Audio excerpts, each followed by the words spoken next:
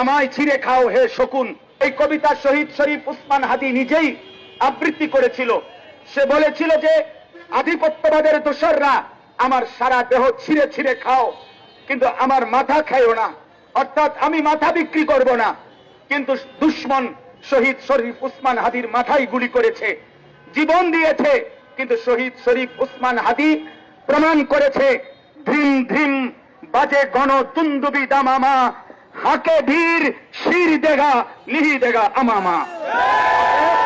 আজকে ইনশাআল্লাহ এই জমিনে আমরাও আল্লাহর কসম করে বলি, 18 কোটি জনগণের পবিত্র শিরায় 1 ফোঁটা রক্ত থাকতে আমার মাতৃভূমির 1 ইঞ্চি জমিন ভারতের বেঈমান তোরা নিতে পারবি না।